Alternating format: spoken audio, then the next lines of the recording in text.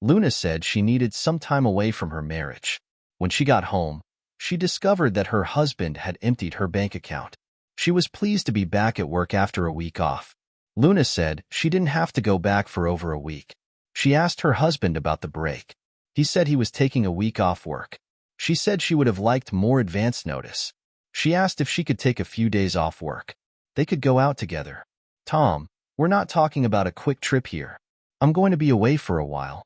What are you referring to? I'm not just taking a week off work, but also some time away from our marriage. No worries. You can do whatever you want with whoever you want while I'm away. I won't hold it against you, and I'm sure you won't hold what I do against me. Excuse me, Tom. When I first got married, I didn't realize how much of a marriage was like a full-time job. In my line of work, I've learned that a wife has to be dependable and able to perform her job as expected. The toughest part is keeping her boss happy. Our home life is as scheduled and organized as a day in the office. I started thinking about how jobs give employees time off, and I realized that we could probably use some time off from our responsibilities, too. They're supposed to come back feeling refreshed and ready to get back to work. I started wondering why it couldn't be the same way for a marriage. To be honest, our marriage has been a bit dull, flat, and stale lately, especially when it comes to our time in bed. I can't even remember what an orgasm is anymore. I figured that to get our creativity flowing again, we both need to take a little time apart. We both need to take some time apart to be creative. I think you'll see that I'm right when you think about it. I'm sure you'll understand why I'm doing this. I think you'll be pleased with the outcome. You'll see that you've made a mistake, Luna. I never agreed to this when we got married. I certainly didn't agree to this being dumped on me without notice. I'm not sure why you think I would. I'm not going along with this unusual plan, but I won't stop you. She let out a little chuckle. You're being silly. I don't need your permission. Take it easy. I'm not leaving you. I just think that after being a loyal and hardworking partner in our marriage, I deserve some time off. You deserve it too. I didn't tell you earlier so you wouldn't be able to stop me. Just a heads up, the tickets and hotel fees are non-refundable. As you know, the tickets and hotel fees are non-refundable. I need to go out and buy some swimwear for my trip. We're heading to Sunny Beach, Miami. Who's joining you on the trip? My boyfriend and I are going. You're seeing someone? Who is he? You don't need to know about that. You might do something rash like tell his wife. Find yourself a pretty girl to play with while I'm gone. Just make sure you get rid of her before I get back. I'm not leaving for good. I value our marriage. I'm taking a week off.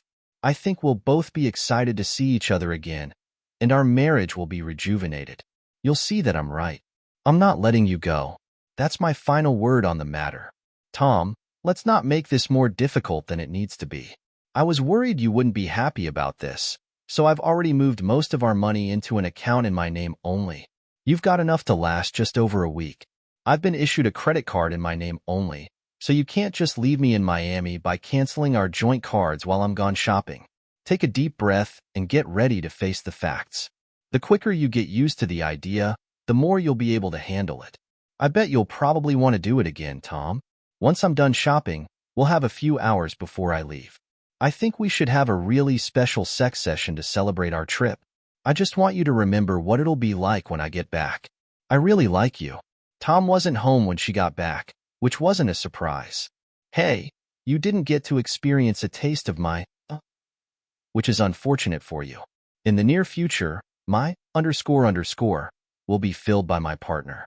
I'm really hoping I'll get to go to the beach while we're there a week later. Hello, I'm back from my trip. I'm wondering where he is. I probably should have checked the garage to see if his car was there. She went to check the garage and saw that his car was gone. She looked around the living room and kitchen but didn't notice anything out of the ordinary. She went upstairs, concerned that a lot of his stuff was gone. He's having a bit of a meltdown. I hope he's filed for divorce. I bet he'll come crawling back when he finds out how much he'll lose in a divorce. The sex with my boyfriend was good, but I missed some of the things I've only been able to do with my husband.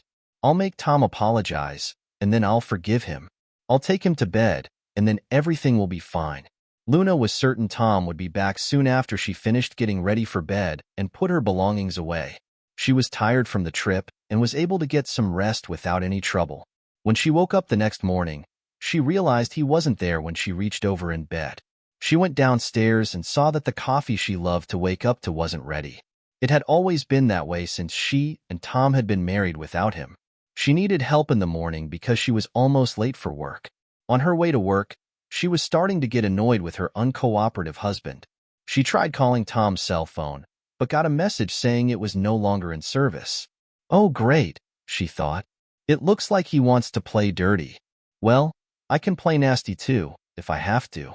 I'll make him pay for being stubborn. She ended the call and called his work number instead. Hello, this is the Sherman office. How can I help you? He's not in right now. Can you let me know when he'll be back?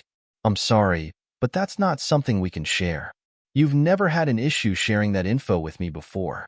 I'd like to know when this new policy of not telling me things started.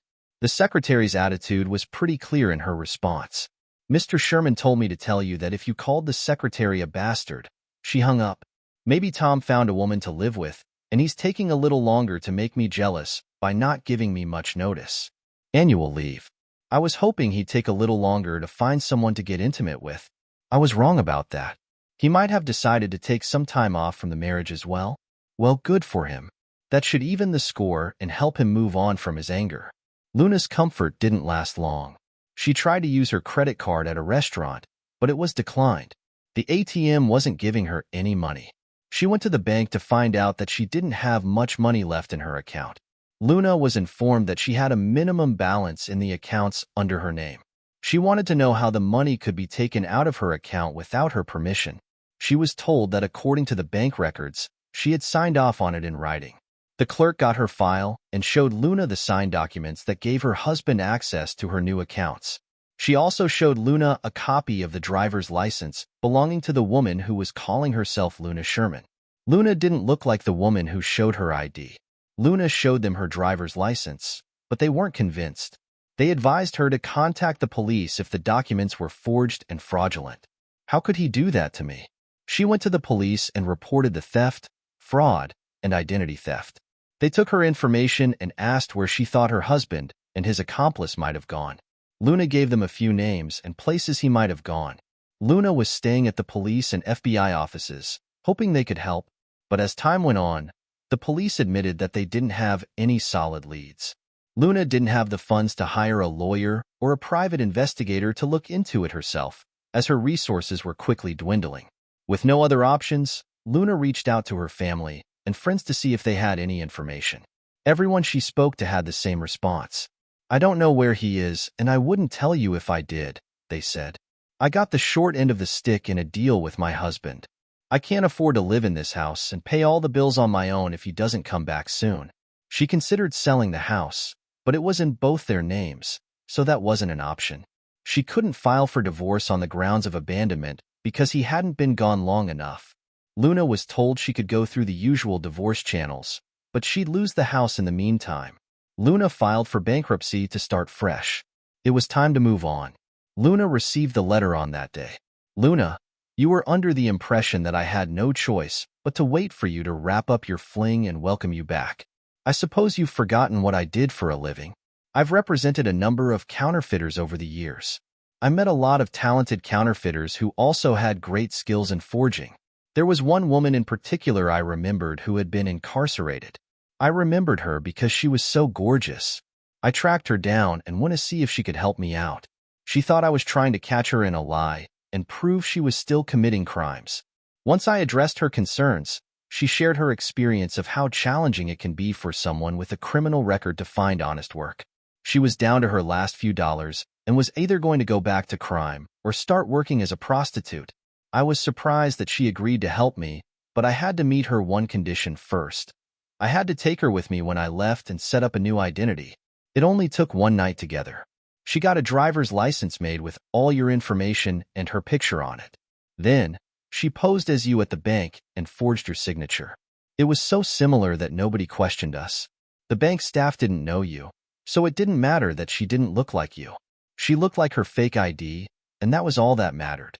My plan was to take a 1-year sabbatical from our marriage after giving you your money back, following your 1 annual leave. However, I will never forget how you treated me poorly before you left that afternoon. I've decided not to go on a sabbatical or get a divorce after spending some time with my girlfriend, Luna. Given your comparison of a marriage to a job, how would you view this? What are your thoughts on this? Thanks for sharing your thoughts on our stories about revenge. I appreciate your input on this.